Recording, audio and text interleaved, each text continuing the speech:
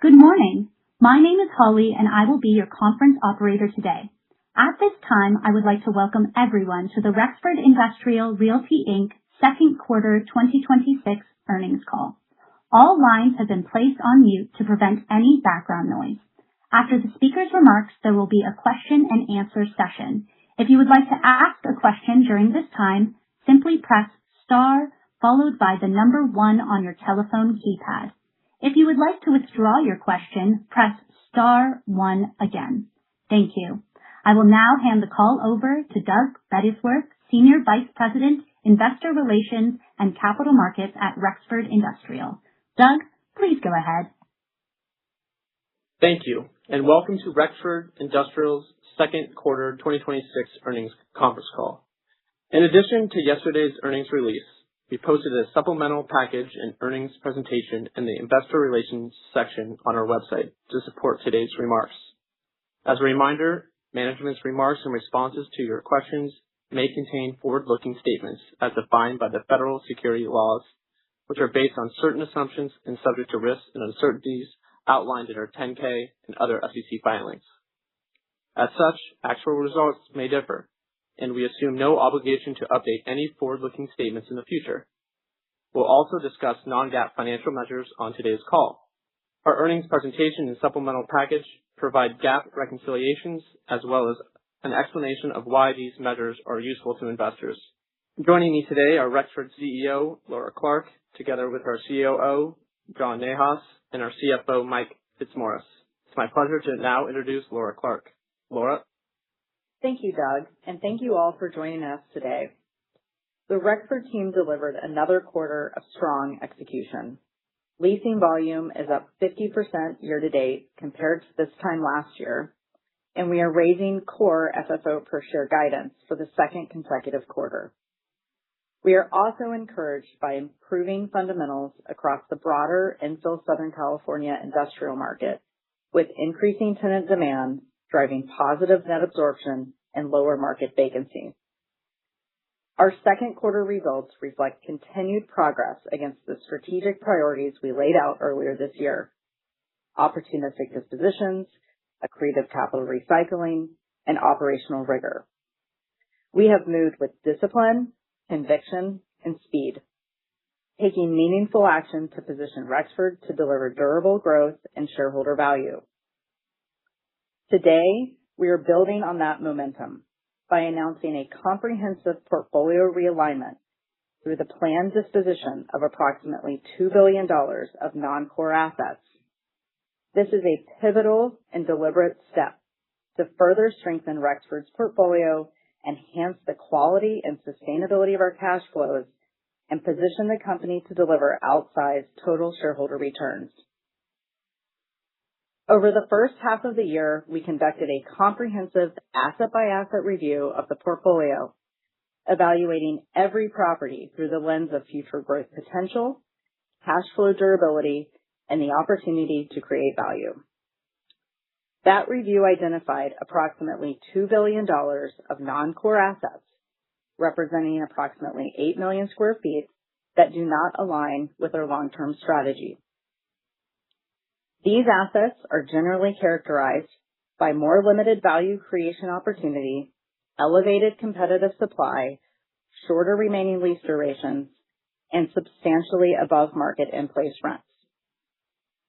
Just as importantly, this process reinforced our conviction in the quality, durability, and embedded growth potential of the approximately 43 million square feet of core assets that will comprise our go-forward portfolio. These are assets we believe will drive outsized FFO and NAV per share growth and form the foundation of Rexford's next chapter.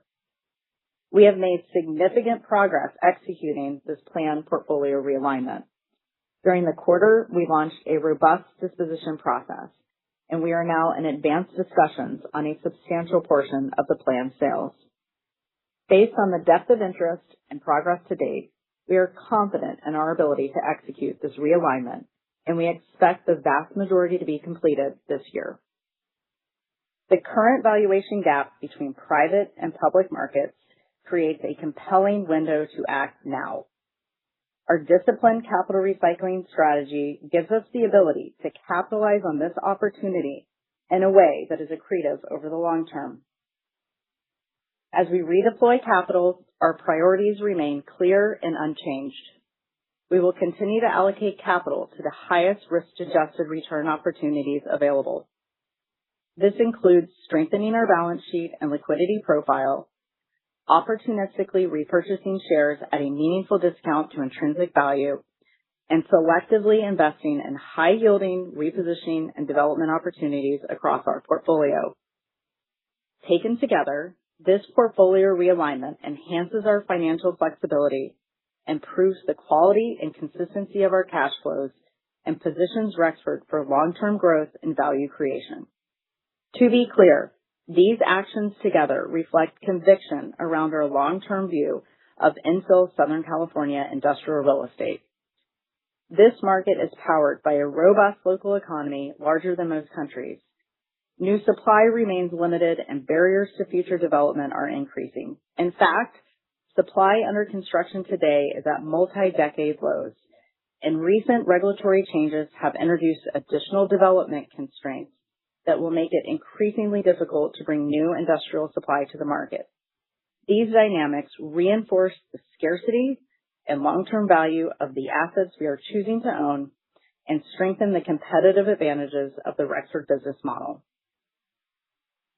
Operational rigor also remains a core priority and is reflected in our execution to date. Through an in-depth and ongoing review of our cost structure, we identified an additional $3 million of G&A savings this quarter, bringing our total G&A savings since 2025 to $22 million. Our focus remains on driving greater operational effectiveness and efficiency across the business. In summary, our transformative strategic actions, combined with the strength of our team, value creation framework, dynamic market fundamentals, and commitment to operational rigor, provide a powerful foundation for Rexford to deliver meaningful value for our shareholders in the years ahead. Before I turn it over, I want to thank the entire Rexford team for their extraordinary effort this quarter across the platform. I am energized by the focus, dedication, and execution our team continues to bring every day. John? Thank you, Laura, and good morning, everyone. The infill Southern California market experienced positive net absorption in the second quarter, with overall vacancy declining by 30 basis points. Performance continues to vary by submarket, size range, and product type, reflecting diverse demand drivers and varying levels of competitive supply. But we are optimistic about the signals we're seeing.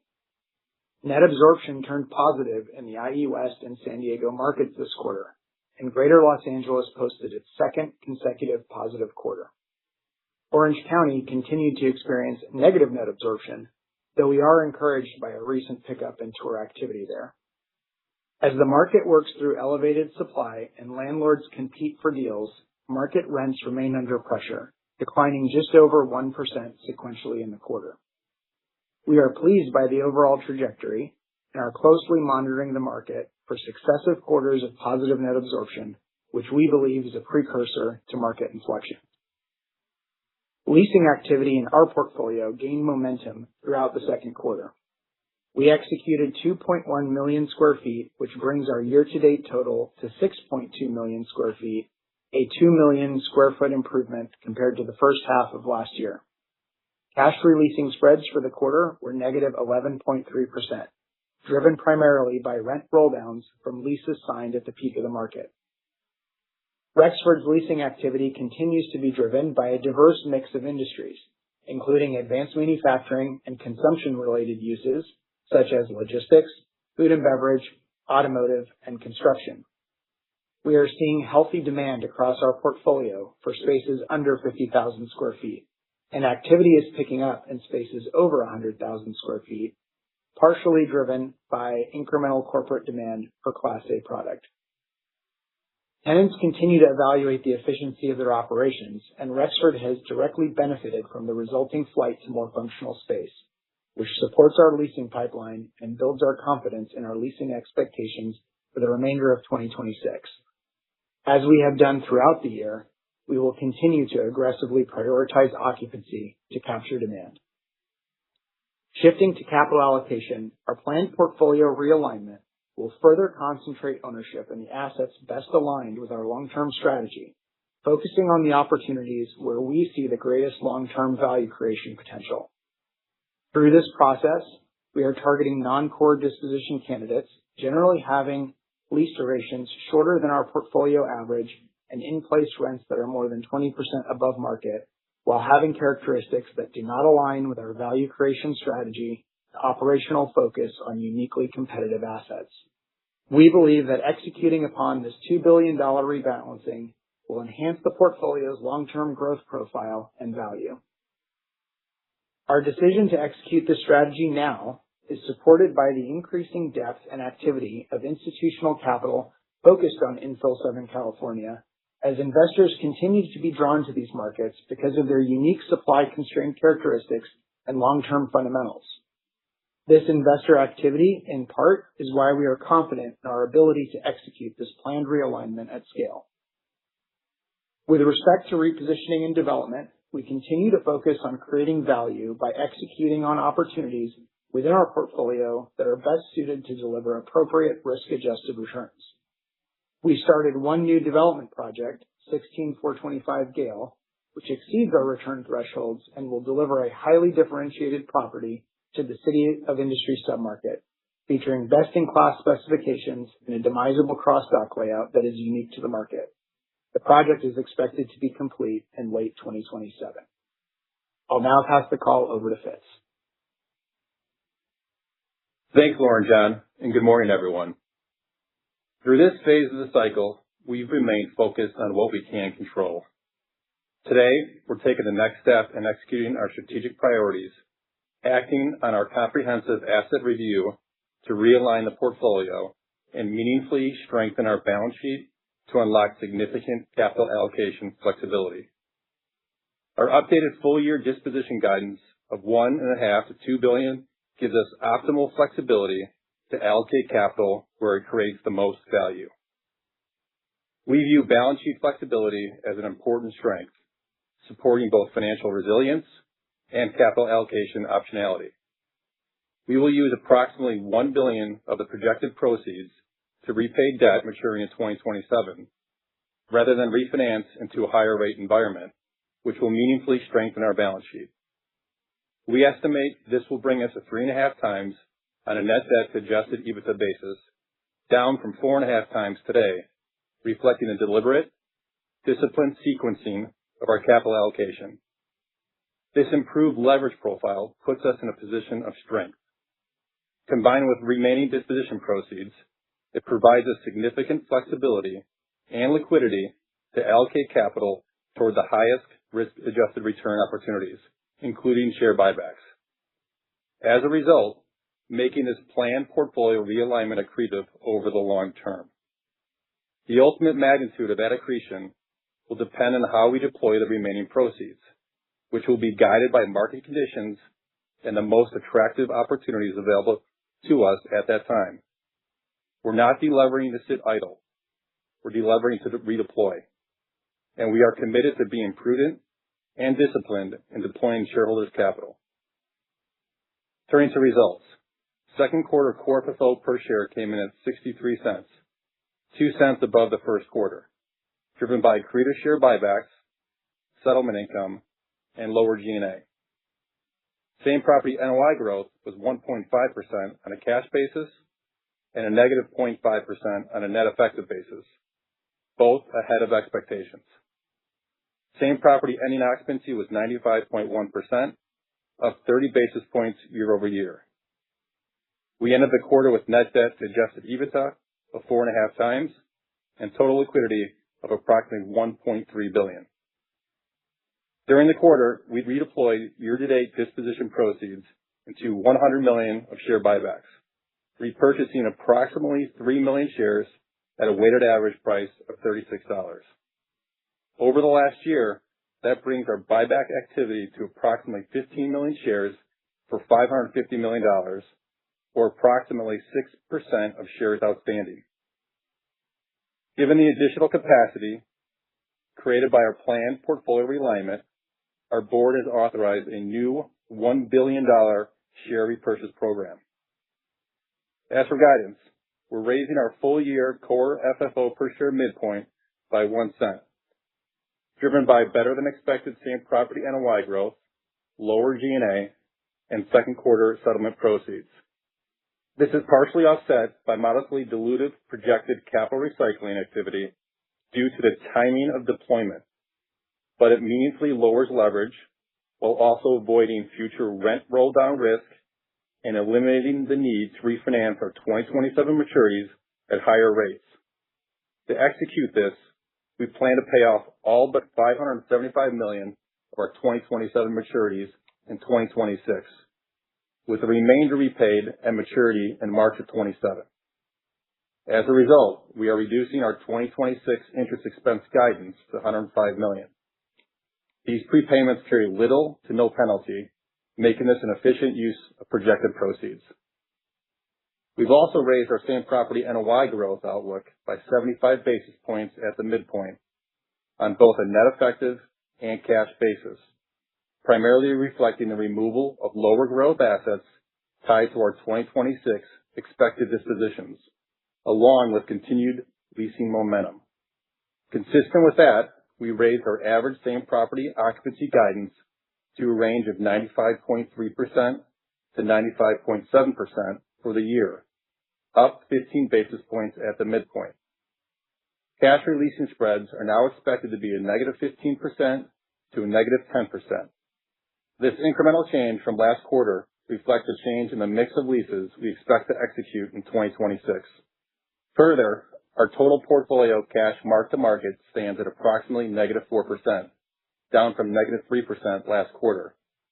Lastly, G&A guidance now stands at $57 million, down from our original $60 million target, a tangible result of our continued cost discipline.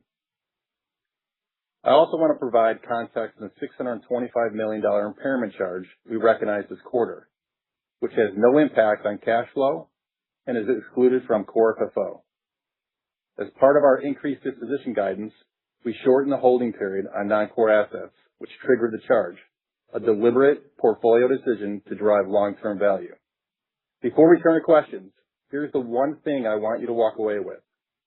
Everything we're doing, including scaling our portfolio realignment, executing our plan to lower leverage, and authorizing a new $1 billion buyback plan, enhances our flexibility to act on the opportunities ahead. That's what will drive sustainable FFO and NAV per share growth over the long term. Finally, I want to thank the entire Rexford team. I see the work everyone puts in every day, and I don't take it for granted. I'll now turn the call back to the operator to open the line for questions. At this time, I would like to remind everyone, in order to ask a question, press star, then number 1 on your telephone keypad. I will now hand the call back to Doug Bettisworth to begin the question and answer session. Thanks. Our first question comes from Blaine Heck from Wells Fargo. Blaine, please go ahead. Great. Thanks, Doug, and thanks, everyone.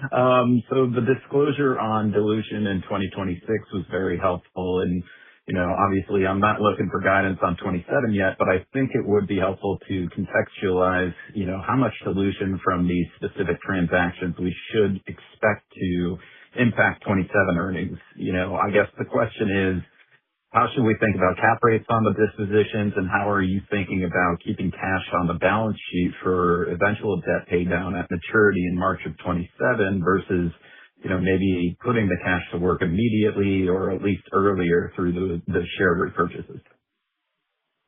Hey, Blaine. I'll start and Fitz will jump in with some more detail around 27 and expectations. But what I'll say around cap rates and valuation is that, as I mentioned in my prepared remarks, we are well underway and in advanced negotiations on a substantial portion of the dispositions. But given that negotiations are ongoing, disclosing valuation at this point and cap rates could impact optimal execution. So as transactions close, we will provide cap rates and valuation at that time. But what I can tell you is this: we have confidence in our ability to execute the planned dispositions by the end of the year.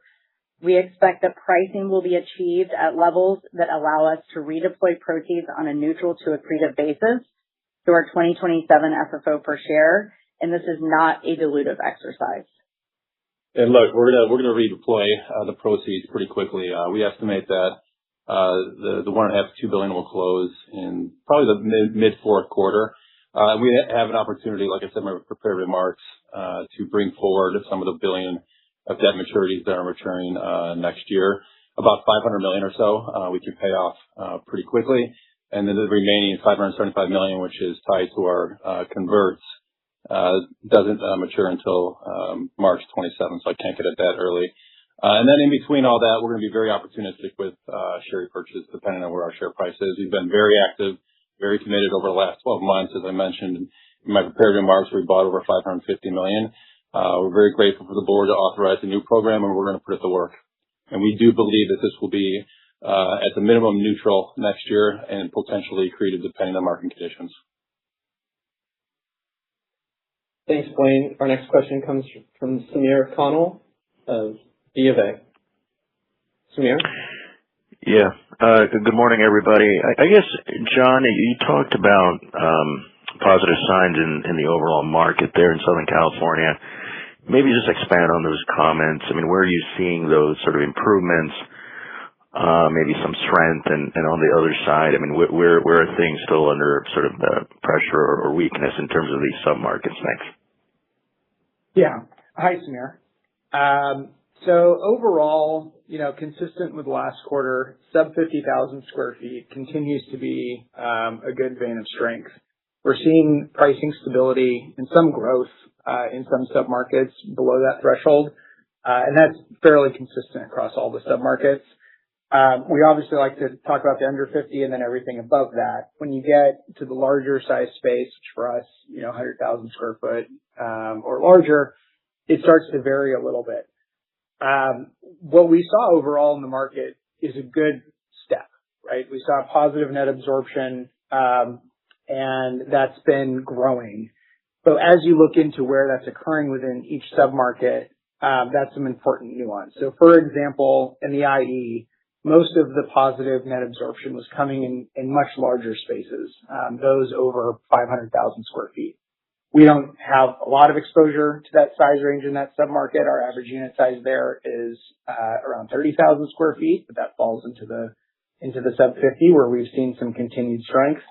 And converse to the IE, if you look at Greater LA, which had an additional quarter of positive net absorption, most of the gains there are sub 200, which fits right in the wheelhouse of the Rexford portfolio, and has been a good trend for us.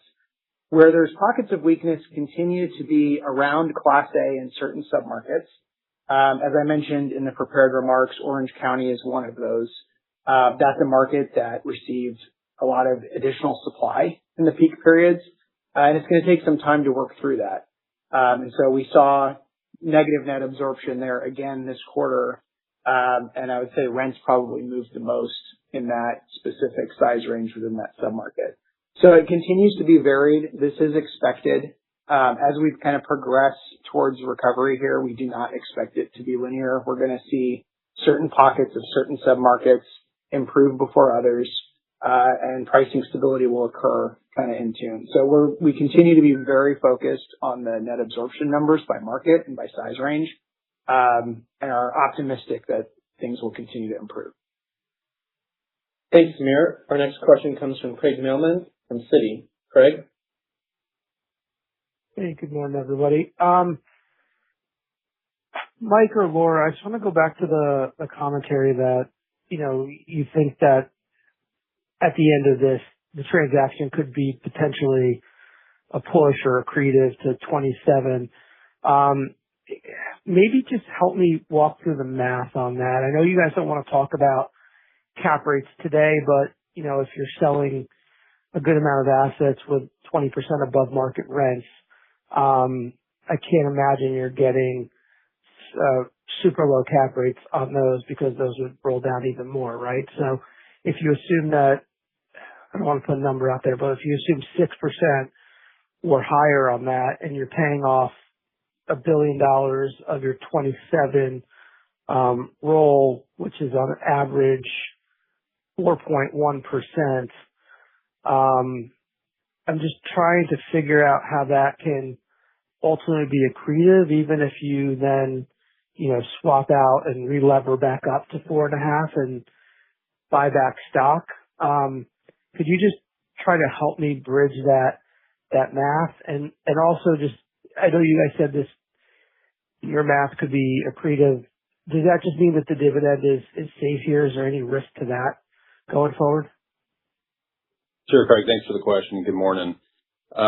Look, directionally, the full year interest savings from the $1 billion debt repayment, the in-place rents or in-place interest is about 4.1%.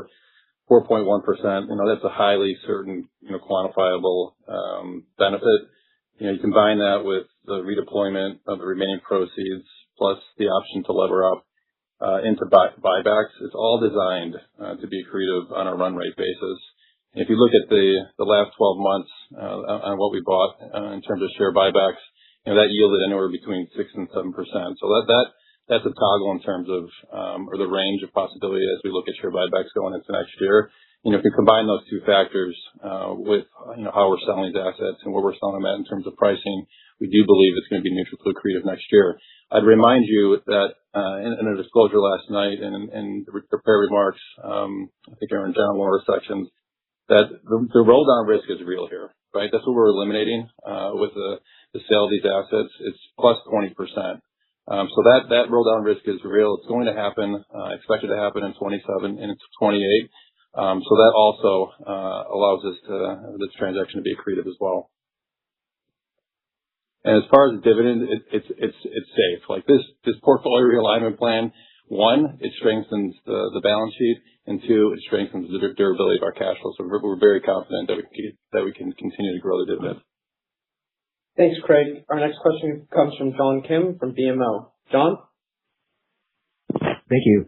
On the impairment, I just wanted to clarify, was that on the full $2 billion that you've identified for sale? And can we assume that you have a good sense of where the market value is for these assets? And finally, can you confirm that these assets will be sold at a taxable loss and there's no need for 1031? Yeah, good morning, John. Great question. The impairments, let's take a step back on that. So the planned dispositions, the $1.5–2 billion that we expect to sell this year were largely bought at the height of the market. To Laura's point, we're in advanced negotiations on a substantial amount of those planned dispositions where the intent to sell is very clear, which triggered the impairment charge. Look, further charges are possible if additional assets are added to the pool and there's an intent to sell. But this impairment charge is not indicative of any impairment risk within our broader portfolio. As far as any need to, I think this is what you're alluding to issue a special dividend, the answer is no. Similar to the impairment, there are tax losses which will offset any tax gains as part of these planned dispositions. Thanks, John. Our next question comes from Vikram Malhotra from Mizuho. Vikram? Morning. Thanks for the questions. And congrats. There's a lot of work, I guess, done to get this step done, or at least started, I should say. I just want to go back again. I know you've been asked on this sort of how to keep this accretive. And I'm wondering, in effect, are you saying that there are certain buyers willing to pay, a 5 cap, even though there's a big roll down because they're assuming a lot of rent growth going forward? And then do you mind just sort of clarifying on your presentation, you talked about 20% roll down for these assets and then the portfolio at 4. I just want to clarify, is the 4% or roll down 4 including these assets as it is today, or is it like X these assets? The roll down is 4%. Thanks. Yeah, as far as the roll down that we put in our disclosure last night, the 4% includes the entire portfolio that exists today. We do believe that 4% will get better after we get through the portfolio realignment. But that's just like one part of our growth profile going forward. So I want to spend a little time there to discuss that as we move through this portfolio realignment plan throughout the remaining part of this year. Look, this puts us in a much better place, just given the roll down and the vacancy risk associated with this portfolio and the firepower that it gives us, the $1.7 billion to reshape the business from a position of strength. Paying down debt ahead of a maturity wall, we're buying back stock at a discount to intrinsic value, and we're preserving the optionality to invest where we see the best risk-adjusted returns as conditions change. We absolutely believe that the stronger balance sheet plus real capital to deploy here is what creates the most value for shareholders. You can't forget the embedded opportunity that we have already underway within our repositioning and development pipeline that represents approximately $50 million of annualized NOI once it's fully leased. And the backdrop is getting better, as John noted. Fundamentals are improving, real signs of improvement, net absorption turned positive, vacancies going down, construction starts continue to remain multi-decade lows. Now, the releasing spreads that you're alluding to, Vikram, let's be clear-eyed on this. Releasing spreads on our retained portfolio will stay under pressure for a bit, as we do have leases signed that are rolling, that were signed at the peak that are rolling over the next couple of years.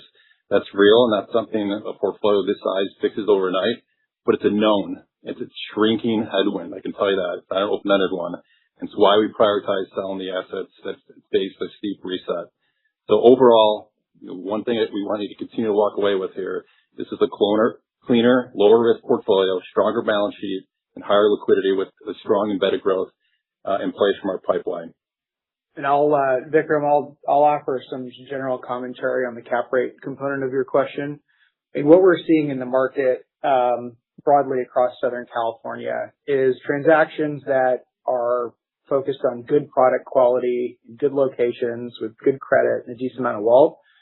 That's hitting about a 5.5 on average is where I would put market cap rates. Cap rates, as we've discussed and fluctuate significantly up and down from there, largely depending on the mark to market and how much duration there is, in fact, on the lease and the quality of the real estate, which is preeminently important.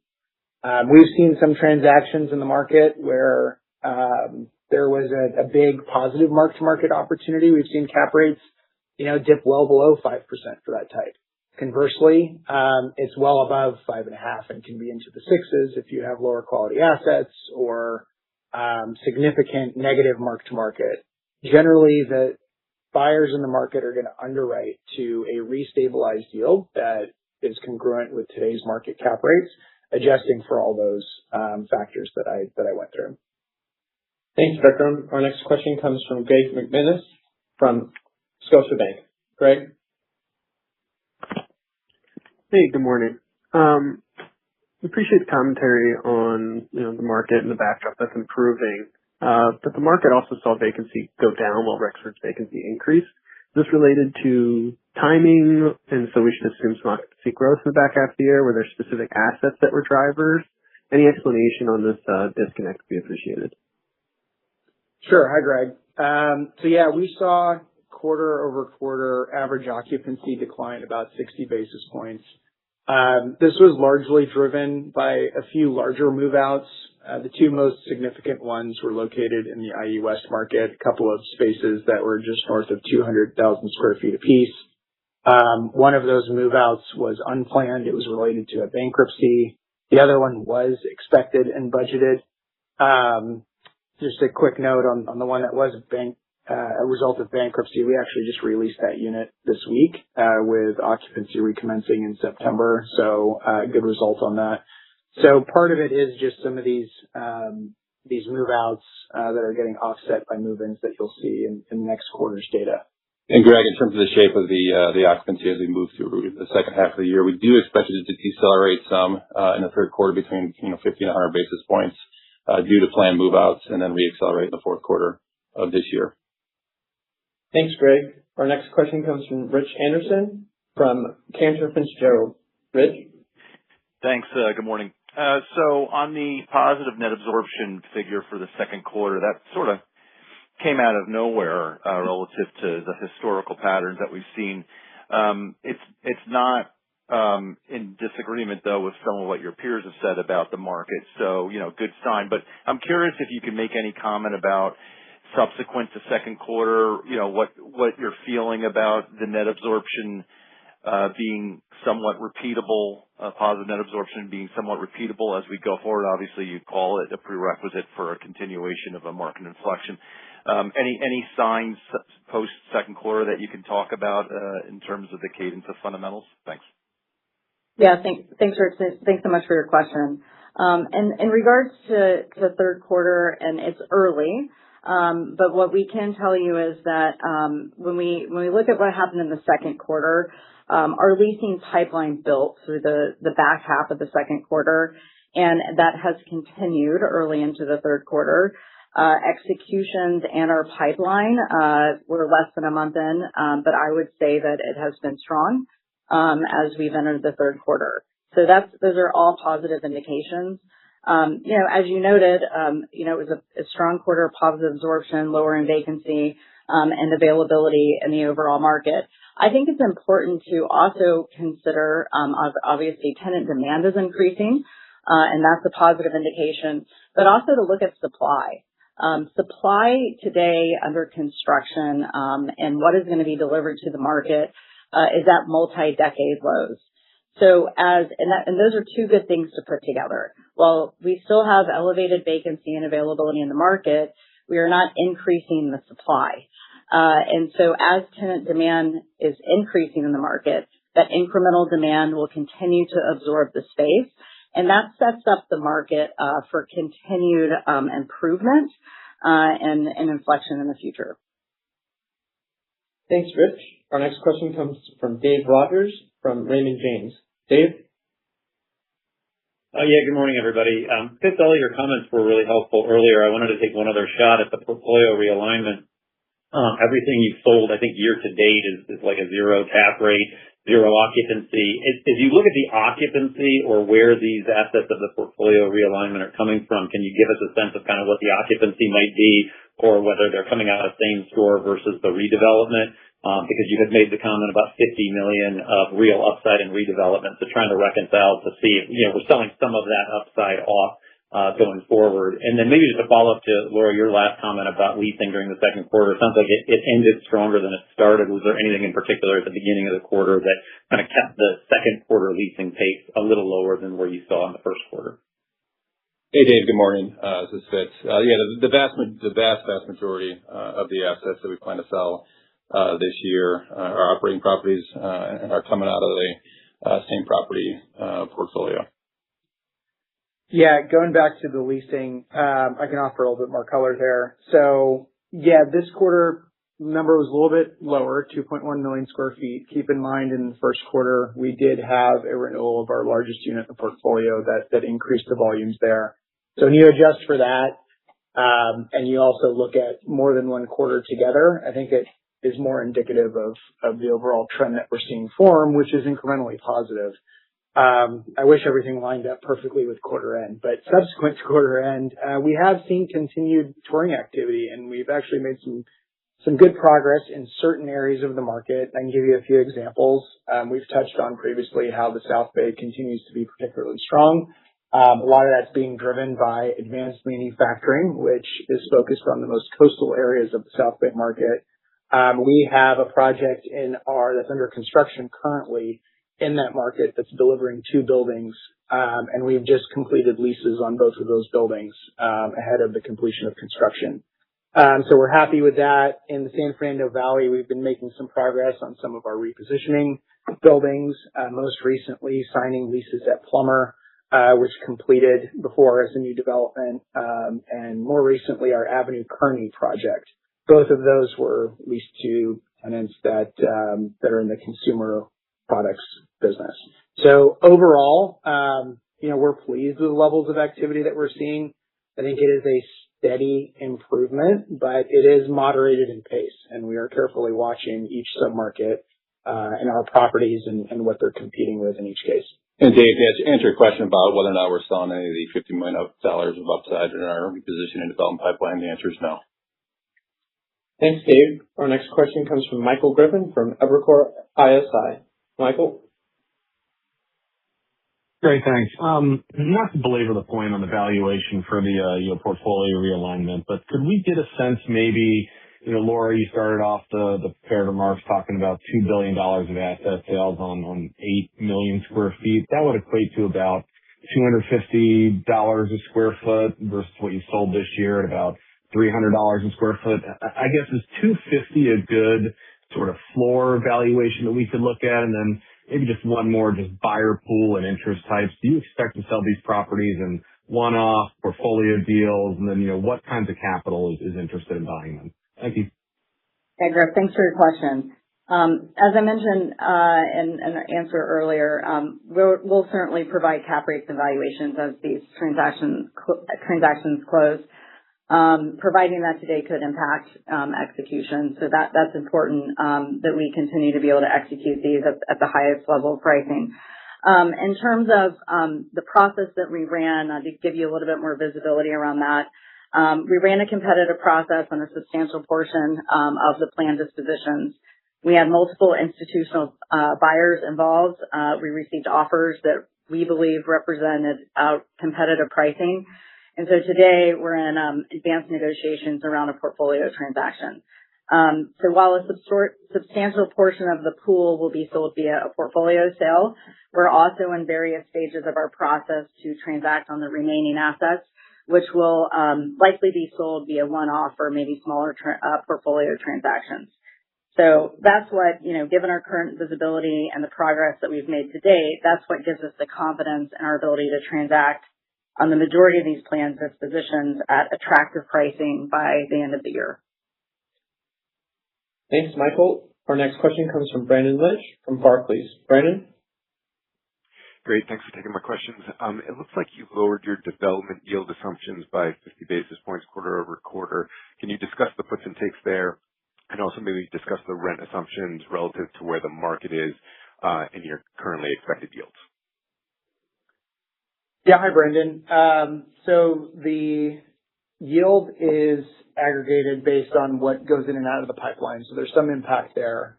We do also adjust our returns based on what we're seeing in the market. And overall, we saw, as we mentioned, slight decline. And particularly for new buildings that are getting developed, those are going to fall into the Class A segment. And in certain submarkets, we're seeing more movement around pricing based on competitive supply than others. We'll say for what we have in the pipeline, we're pretty excited about those properties. They all represent assets that are going to be delivered with unique and differentiated functionality that we think are going to be completed at the appropriate returns and will be great long-term additions to our portfolio. Yeah, look, we continue to be very disciplined around capital allocation related to our repositioning developments, solving for 100 to 200 basis points above a stabilized cap rate, and the ones we've started to date have followed that framework. In fact, the Gale project that we added to the pipeline this quarter is over 200 basis points excess of the stabilized cap rate. And then another asset that we started under construction is 500 to 600 basis points above a stabilized cap rate. So we continue to be very, very disciplined around that front. Thanks. Thanks, Brandon. Mike Mueller our next question comes from Mike Mueller from JP Morgan. Mike?